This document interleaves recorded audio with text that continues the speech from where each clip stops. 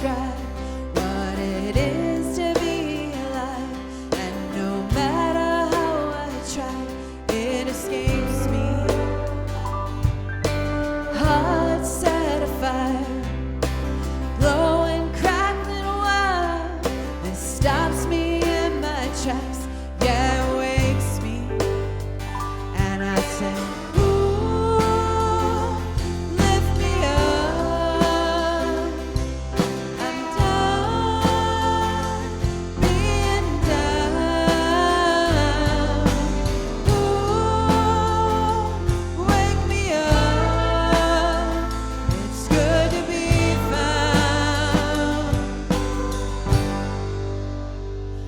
took a moment just for me, and hell, it felt like eternity.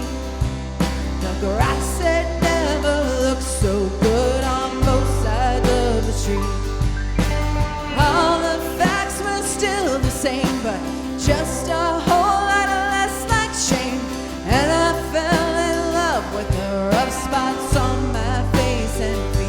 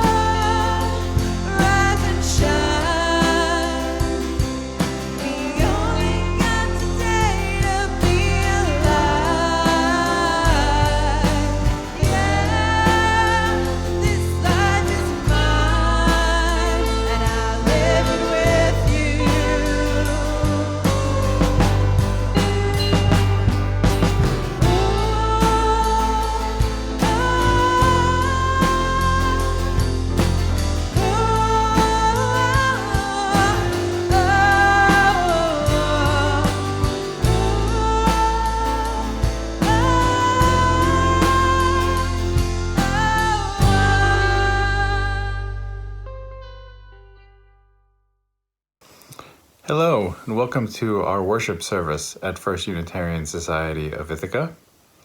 Here we gather, nurturing our connections, seeking inspiration, and hopeful for light and health as we look forward to winter's end, both literally and figuratively. My name is David Solomon, and I am your celebration associate today. Thank you so much for joining us. Welcome to everyone. Whether you are a newcomer or longtime attendee, members of the Ithaca community, or watching from elsewhere, we are so glad you have chosen to be with us. Please check your email, our Facebook page, and our website for more information about how you can create connections.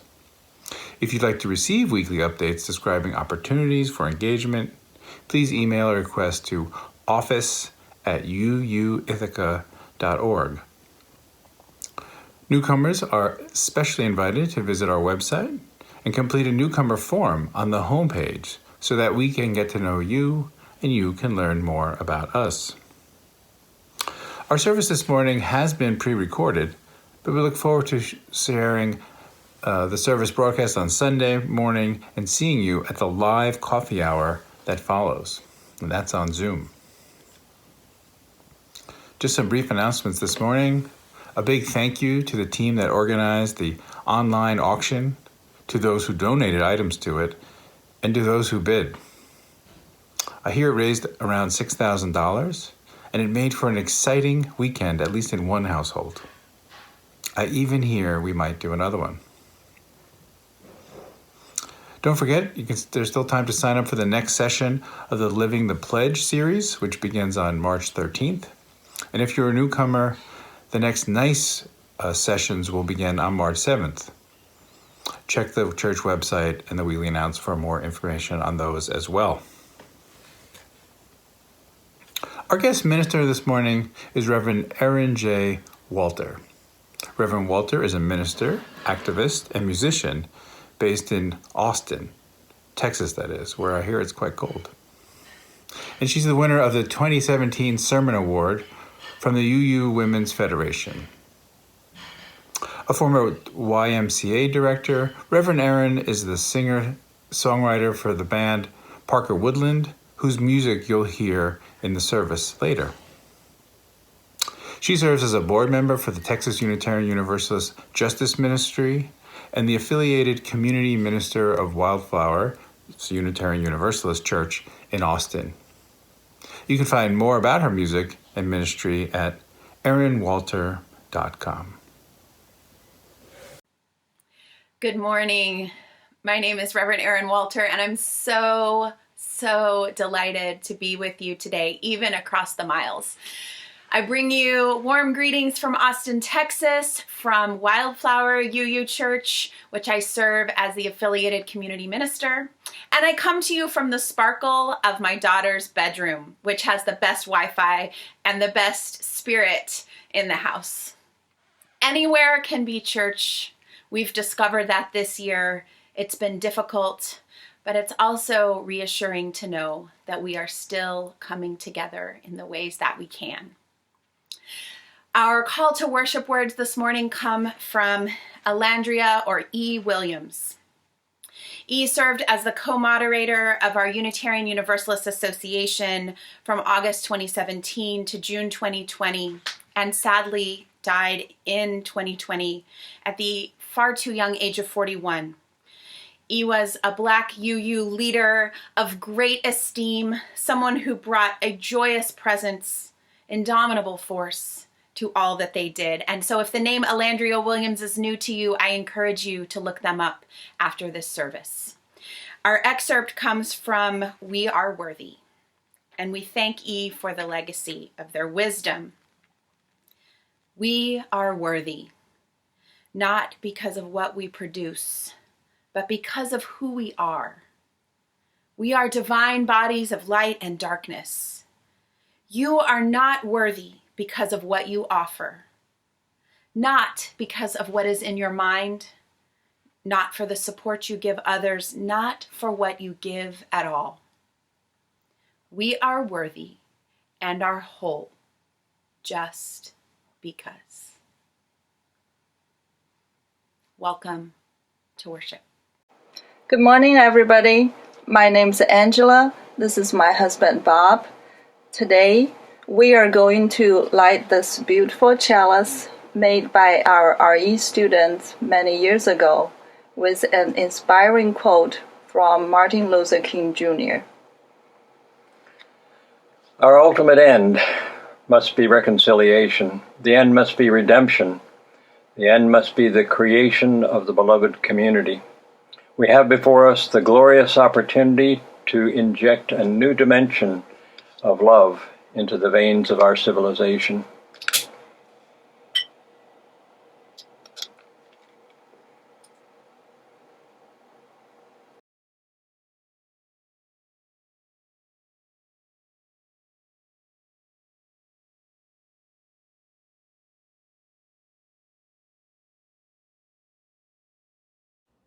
Hello, you family. I'm going to sing a song with you called Shine on Me. It's an amazing spiritual that anybody can sing. And in these days when the things that we're dealing with, the feeling separate and all of that, and things seem so hard, this is one of those songs that you just throw your head back, put it in your medicine kit. All you have to do is ask. And here's how it goes. Shine on me, oh shine on me. Let the light from the lighthouse shine on me, oh shine on me, yes shine on me. Let the light from the lighthouse shine on me. Lift me up, oh, lift me up. Let the light from the lighthouse lift me up, oh, lift me up, yes, lift me up.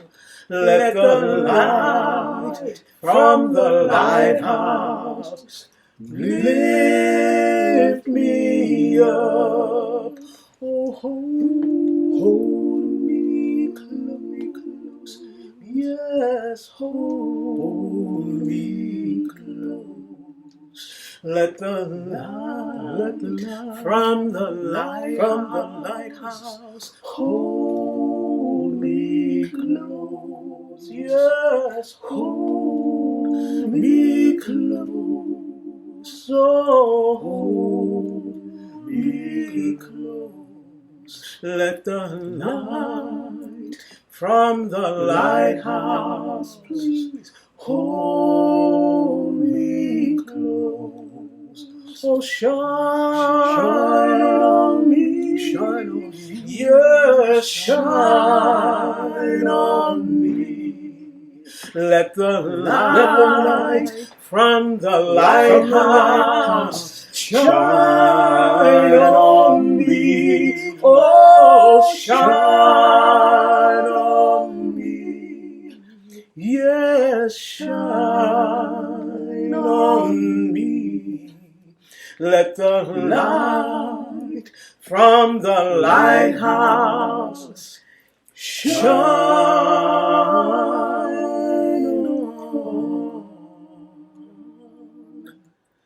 me.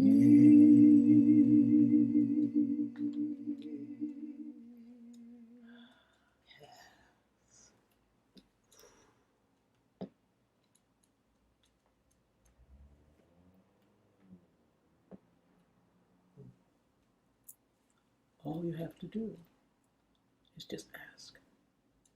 The light is always there. Always. Always. Oh, yeah.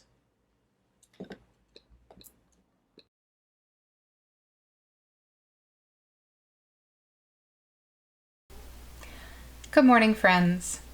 When it comes to beloved community, we focus on creating a place where wounds are healed and wrongs are righted. Our faith has taken up this work and called on UUs to build a world without racism. A large part of that is creating new ways of being together, but we also need to focus on healing old and existing wounds that linger. One of the ways our faith guides us into becoming a people of beloved community is by working to acknowledge and heal the wounds that racism has caused. It's time now to open up your small packets dated 2/21 or February 21st now. What did you find in yours today? Oh, I found, can you see it? It's a Band-Aid, which we put on a cut. And mine, and yours too, is in the shape of a heart. Let's see if I can get it open here. Here we go. Here it is. Unfortunately, there is no Band-Aid like this one for racism. You might remember that we had a Band-Aid in one of these packets earlier in the year when we talked about skin tone and the many ways that light skin in this society is assumed to be the norm, and how hurtful that can be to people of color, especially since the reality is that there are so many beautiful shades of people. People are treated differently based on the color of their skin, and these different standards are unfair. They've caused wounds to people of color. Unfairness and racism are part of the history of Black people in this country, as well as the histories of people from other races like Latinx, Native American, and Asian. Since this is Black History Month, we are especially thinking about racism involving African Americans. Here is a story from one Black man who is a doctor. This happened when he was 7 years old. Here are his words. "You can't be Han Solo. You're Black. It hit me out of nowhere. I was so confused. I mean, my skin was certainly darker than anyone else in the group, but since when was that going to stop the game about space aliens? I assumed they sensed my confusion and offered me the role of Lando instead because he looked more like you." It was the day that my mother explained racism to me. Have you ever had anyone tell you that you couldn't do something because of the color of your skin? Maybe you've had this experience and can relate to the hurt it caused. And maybe you haven't. But maybe you were told that you couldn't do something because of your gender or gender identity, or your age, or your size. And you can remember how unfair that felt, how unfair it was. Here are 3 of the ways that we can work to heal or to put on the Band-Aid for racism. The first is to notice our differences and celebrate them. When I was a child, I was taught that I should not see the color of a person's skin, that was a way that we could treat everyone equally.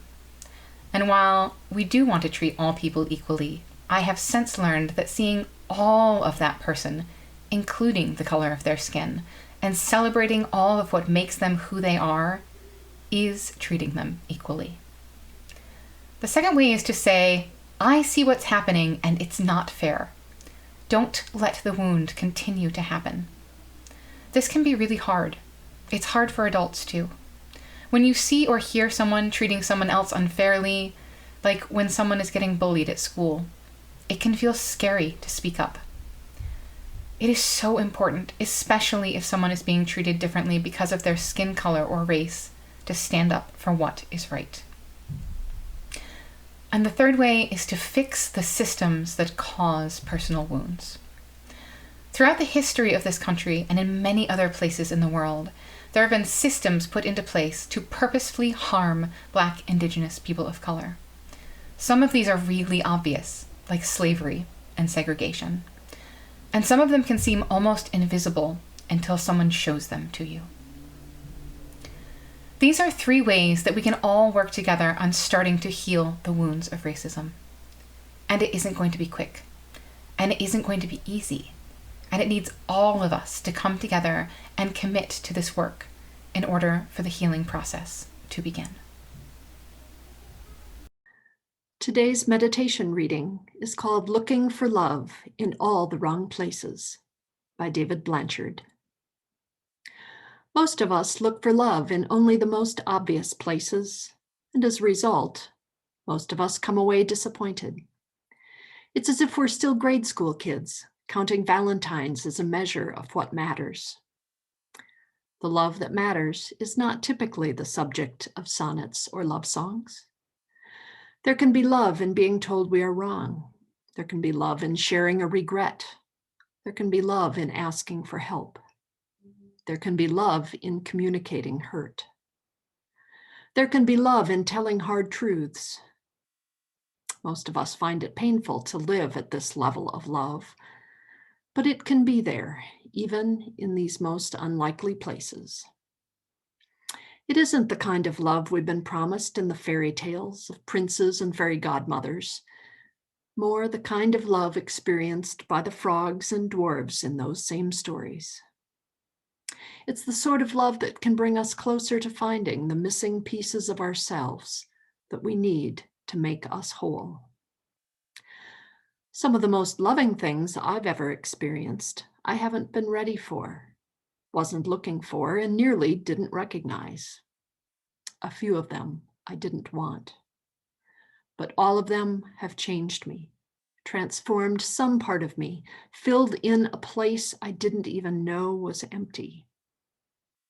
When the valentines have been tucked away in the drawer, the candy eaten, the flowers faded and gone, there will be other legacies of love that will last as long as we do, because they have brought us to know an element of life, part feeling, part idea, part mystery, that once known is ours to keep. Each week we take an offering to sustain the important ministries and programs of this congregation and its presence in Ithaca. The giving information will appear on your screen in a moment during the offertory music. Giving to the plate is important. It's a symbol of our gratitude for the service and our ongoing commitment to support the work of this church. The first time you give with the text length is a longer process, but after the initial information is entered, the following donations are quick and easy. So please take a moment and give through either the text option or the giving button on the homepage of the website.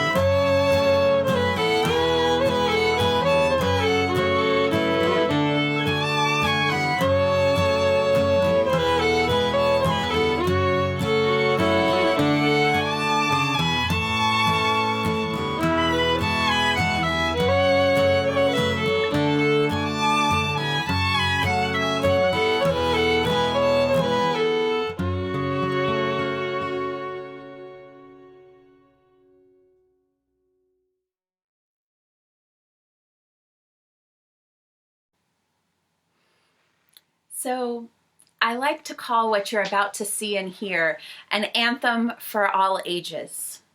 You're going to see my community in this next video. People of all ages joyfully making music, dancing, bubbles, wigs, trampolines, even a roller coaster. Keep your eyes peeled for all the little sources of joy in just 3 minutes in a glimpse of daily life. This song is one that I wrote before the pandemic, and it talks about how there can be great struggle and great beauty and love at once. The world is on fire, literally and figuratively, and we still fall in love. We still have joy and laughter. And so that is what I've been grappling with all year. And the video that you're going to see is my family in my home, my messy as it is home. It was the very last gathering that we had before the pandemic shut down in March. I invited all of our friends from the neighborhood into the home, and we had a fun party for all ages and videoed it for this music video. And there's so much life in the kids, especially. So I want to invite you to think about, have you been reaching out to the families in your neighborhood? Have you been inviting the kids and the families that you know to come to church online, to be part of this community online? It's an amazing silver lining that we can reach out to new people and make things accessible. When I watch this video, I get a little choked up thinking about what we're fighting for by continuing to stay home, by getting vaccines, by wearing masks, practicing social distance still after all this time. But I watch this and I remember what we're fighting for and what it's going to feel like, the joy when we can be together again. So I hope you enjoy this song. Sing along and dance in your chair. Get up and move. Rise in body or spirit as you would if you were in the sanctuary. And remember that your community is still there, even if you're not together in the same way. And we will be together again. Maybe spot some little elements of fun and remember to add them to your life in 2021. Bubbles, wigs, twister, whatever you can do for more joy. Let's rock out.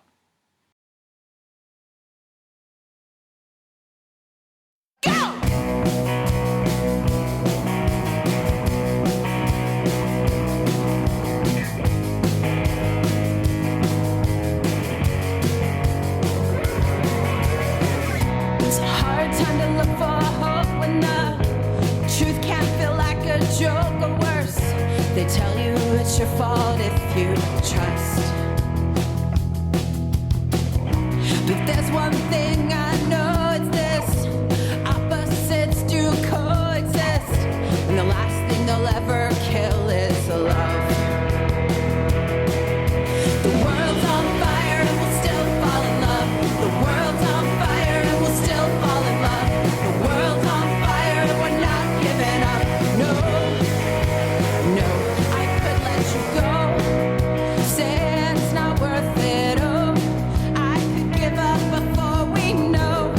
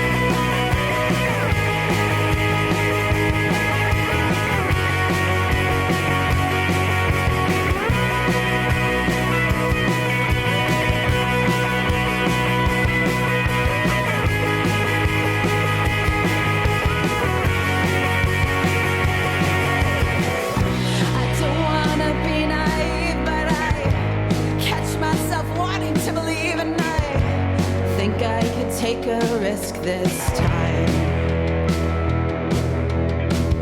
It's a hard time to look for hope when the truth can feel like a joke or worse. They tell you it's your fault if you try. World's on fire and we'll still fall in love. The world's on fire and we'll still fall in love. The world's on fire and we're not giving up. No, no. The world's on fire and we'll still fall in love. The world's on fire and we'll still fall in love. The world's on fire and we'll still fall in love. The world's on fire and we'll still fall in love. Hey!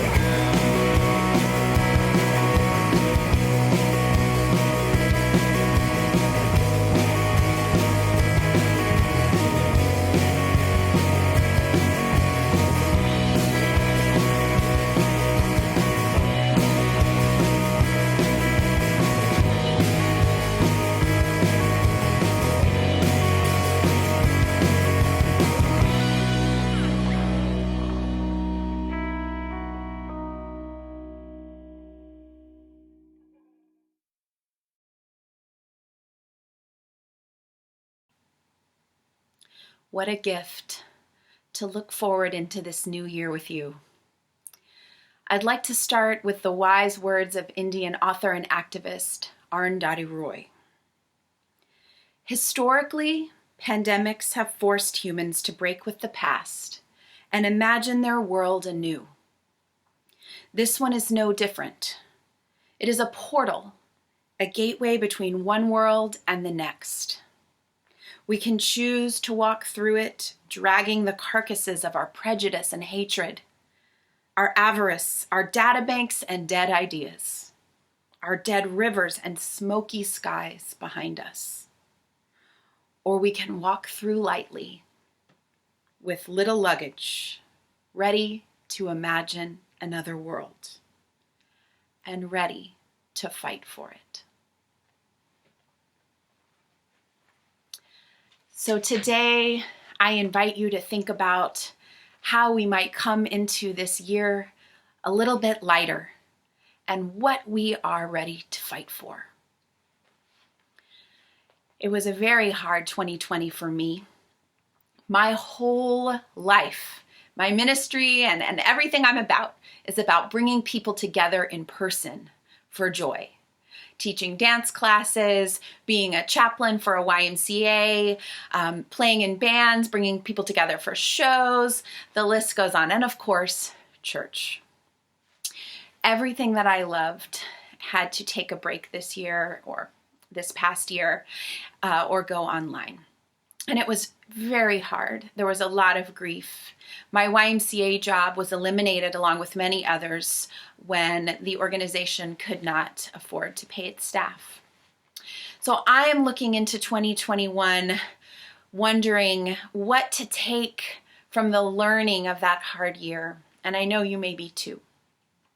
And so one of the things that I do when I'm counseling folks who are struggling, and so I turn this on myself as well and I share it with you, is I ask, when times have been hard before, what has gotten you through? And the only time that I've ever experienced quite the epic grief and complete portal shift into a new way of living, other than 2020, was the year that my father died unexpectedly when I was a young adult. He was very healthy and life was good, and then everything changed. He had a heart attack and was in the hospital for a few days before we had to let him go. But in that time, what was so amazing, what makes it a portal, is that there was still so much joy, little things.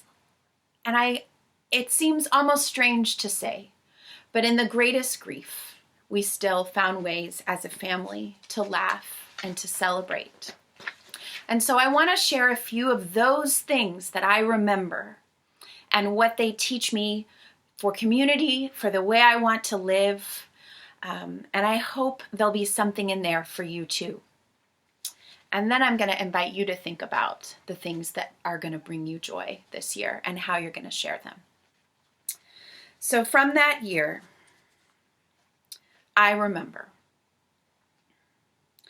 the way my stepmom invited my mom into a circle of holding hands in the hospital waiting room, where we would speak our willingness to let go, and so that no one would be left out, despite the conflicts and the pain that any family may have. I remember that invitation to bring her in and what it meant to me as a daughter. I remember my stepsister's aunt, who brought me new flip-flops in the hospital waiting room. A very small gesture, but one I'll never forget, because she said to me, "I saw how you've worn out your shoes and how much you love them, and I wanted to get you new ones." And I tell you, she knelt down at my feet during that time of grief. And I always remember the story, the image of Jesus washing people's feet, how sacred to be at someone's feet in that tender way. And she gave me these new shoes.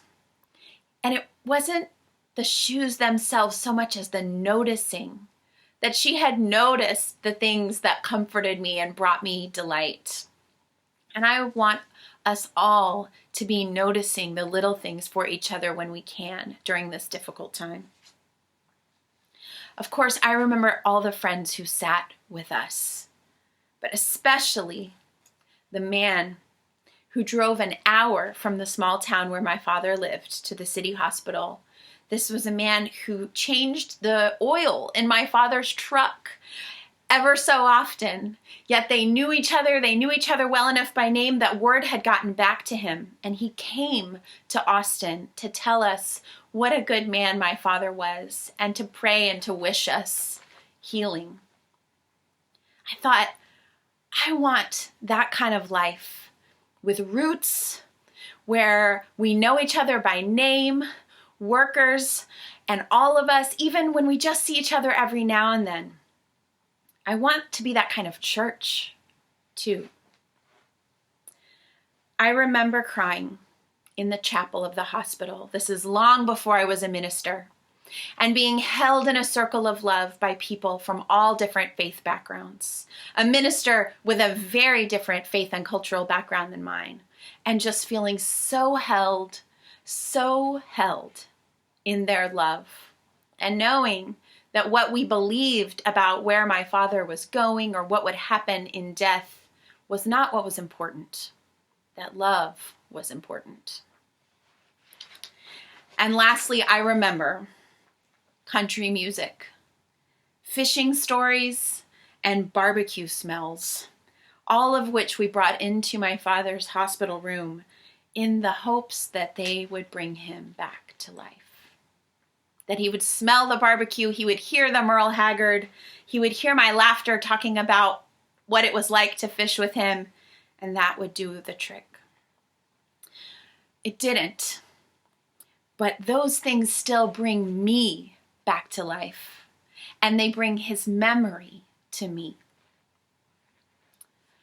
We have lost so many people and so much to this pandemic, and there has been a lot to remember.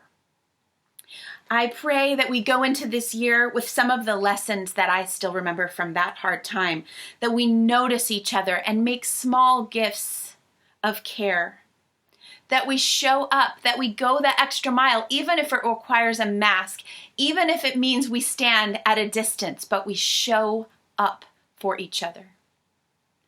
That in this coming year, we invite people in despite conflict. We give each other a chance to make amends, to have accountability. That we invite people in that we might not know well, that we might not agree with theology, but we find a way. I pray we find a way this year. And that there be music, that there be food, that there be delights to get us through. There's a piece of scripture that's very sacred to me, and I want to share it with you. I use the Poverty and Justice edition of the Bible. And if the Bible is not something you're using a lot right now, many of you use, this isn't, our number one text, and for some of us it is. But if you would be interested in one, I highly recommend the Poverty and Justice Bible edition. I heard that the Reverend Dr. William Barber used it, and so this is the one I picked up. And here's what's cool about it. There are sections already highlighted. I love to highlight books, but I didn't do this. This book comes highlighted with passages that relate to poverty and justice. And I have no worry or fear that you, as you use, do not care about those topics. So I commend this edition to you. But the part that I want to read to you today is one that came into my life in seminary and really just spoke so much to me. And the chapter is called The Song of Miriam, which gives you a little hint as a musician what I'm going to connect to here. But it's from Exodus. And the feminist scholar Carol Myers has suggested that Exodus might be the most important book of the Bible. And I think that probably all of us can relate on some level to this story. The Israelites are coming from slavery through the promised land, to the promised land, through wilderness, through desert, great struggle, a long journey. They don't know how long it's going to take, and they don't know what it's going to be like when they get there. Now, certainly, some of us have direct ancestral and personal relationship to slavery. Others of us may not, but may understand the experience that we are feeling right now in a pandemic, multiple pandemics of course, COVID-19, but also state violence, environmental degradation. We are in a wilderness as a society to figure out how to move ourselves into something more blessed and divine. So here in the Song of Miriam, verse 19, it says, "The Israelites had walked safely through on dry ground. Miriam, the sister of Aaron, was a prophet. So she took her tambourine and led the other women out to play their tambourines and to dance. Then she sang to them." This message that at a time when the Israelites could take probably very little in this story, what could they have been carrying with them? Not much for this long and hard journey. And yet Miriam, who is a prophet, brought a tambourine, and the other women brought tambourines. Now, I heard in our Vice President-elect Kamala Harris's acceptance speech talking about a return to joy. And many of us who have celebrated the smashing of that glass ceiling of gender felt that return to joy. And for me, music and dance are how I express that joy. I invite you to think about what your tambourine is. Miriam has her tambourine. What is your instrument of joy? And how are you going to use it to get you through hard times? Now, what I love especially about this translation here is that it says, Miriam, the sister of Aaron, was a prophet, so she took her tambourine. That two-letter word, so important. It's not Miriam was a prophet, but they tolerated her tambourine. Not Miriam was a prophet but she had a tambourine. Miriam was a prophet, so she had a tambourine. So they sang, so they danced. That joy practice, that music, that dancing was central to her prophetic life. And I believe that each of us has a prophetic life to live. And we, especially as Unitarian Universalists during this time, have a lot to offer. And yes, it is a hard time. And yes, we are going to need to acknowledge all that is a struggle. But without joy, without our instruments of delight, of resilience, of getting through, I don't know how to do it. We need them. So I really implore you to think about your instrument. What is your tambourine? Like the memories that I have from the time by my father's bedside, I hope for you to be able to look back on 2020 and say, would I have wanted this pandemic? Never. And here are the things that I am learning from it. Here are the ways I will honor the many lives we've lost, the ways of being that we've put on hold. Here are the ways that I will love my neighbor, that I will notice and invite people in. I want to ask you to invite people to church. Things are accessible now more than ever, more than they may be again. This is your chance. People need a community of love, of interconnectedness, a community that will notice them, that will say you are welcome here, whatever your belief, whatever your background, whoever you love. Believe it or not, many people out there have not received that message yet. They are waiting to hear it from you. Come with your tambourine or whatever instrument of inclusion and joy you have. And let this be the year, as my lamp goes out, let this be the year that we are a light for others. Blessed be. And I wish you a healthy, happy, music-filled year ahead.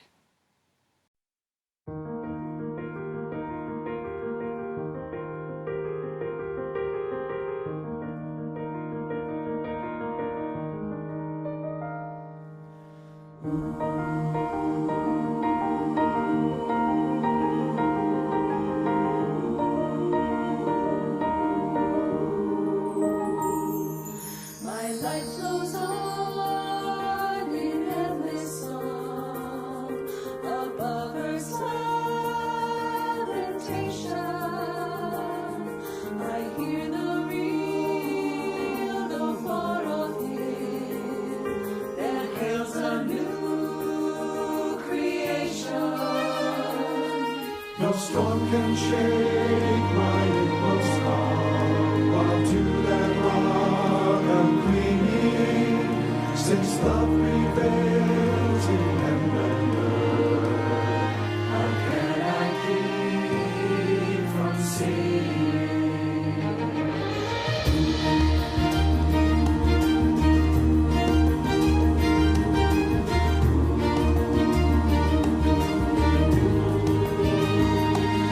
Although the tempest round me roars, I know the truth it liveth. And though the darkness round me calls, songs in the night it giveth. No storm can shake my inmost calm, while to that rock I'm clinging.